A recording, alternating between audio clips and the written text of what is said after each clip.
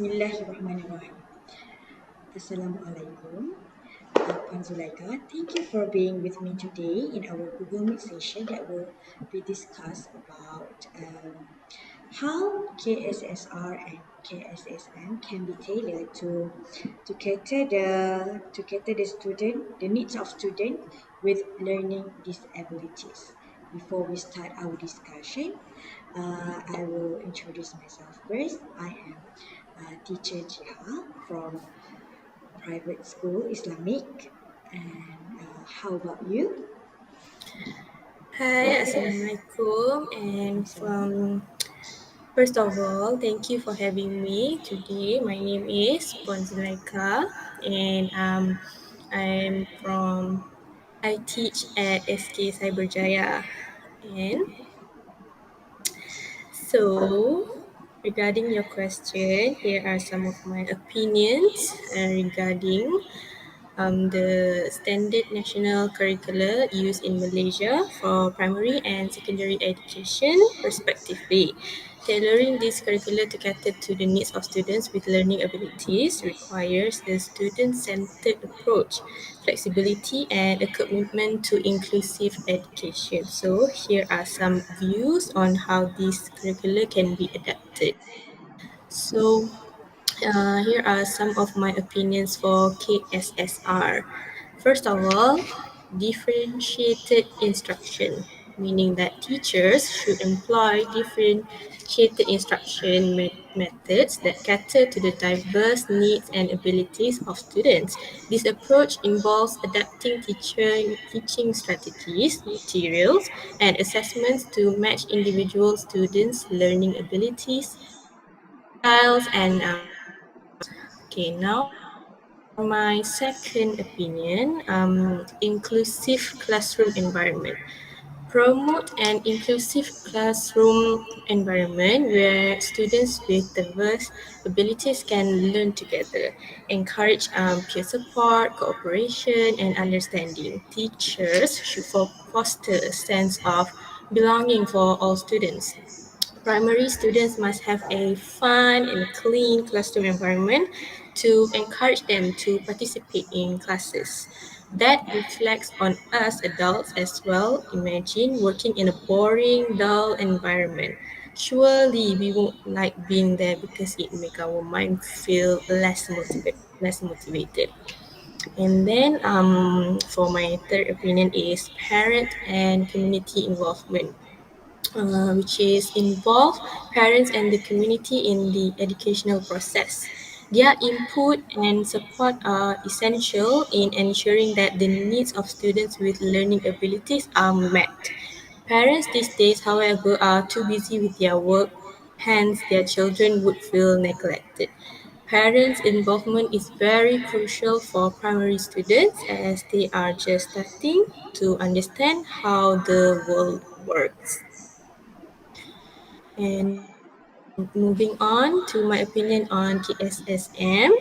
Okay, so firstly, my point is flexible assessment, which is use alternative assessments that are more suitable for students with diverse learning abilities.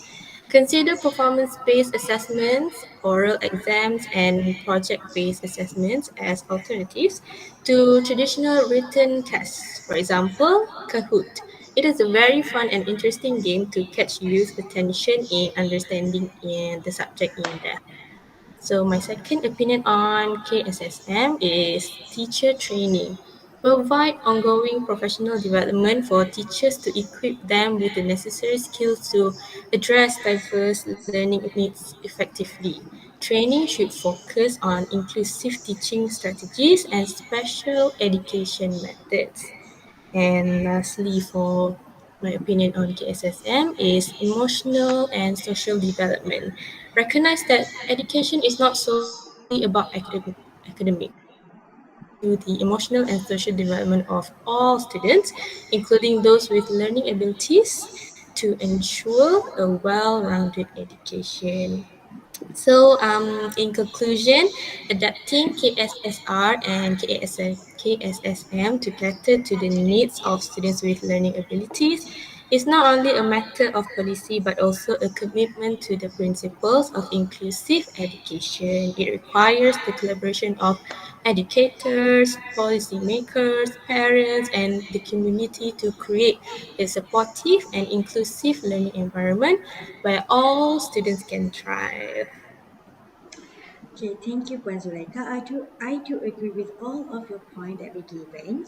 Okay, in order to create a new national education blueprint, according to blueprint of Ministry of Education in Malaysia, began a thorough evaluation of the country educational system in October 2011, which is the choice was made with consideration for elevating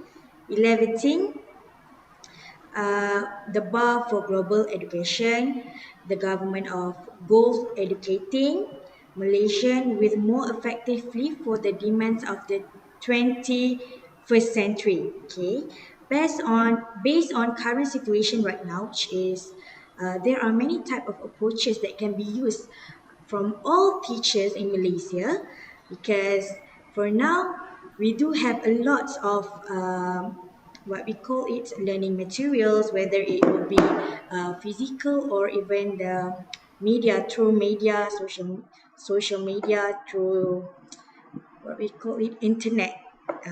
There are it will be it will make the teacher be more creative in learning session, and all the student might be happy and also might be other than that, the teachers might be used the grouping where which is all the students need to take parts in the work that be given by the teachers, and then so it will make the student feel more excited to be in the classroom with the teachers.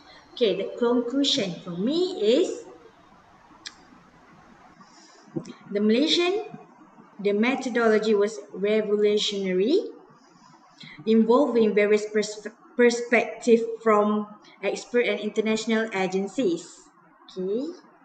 Direct instruction is a teacher-directed teacher strategy where the instructor gives material to the students in front of the class. However, in modern education, teachers adapt their instruction to the specific activity that I've already told you, that I've already told just now. Okay, direct instruction works well when appropriate for the skill the student needs to master. Okay, learning strategy involve organizing and applying skills to learn and on active learning techniques such as breaking down topics, providing clarification, assessing work, and also creating study plans. Okay. Without further ado, it helps children develop both encoding and also the decoding skills in the classroom. That's all from me. Thank you for today, me Puan Zulaika. Thank you for having me.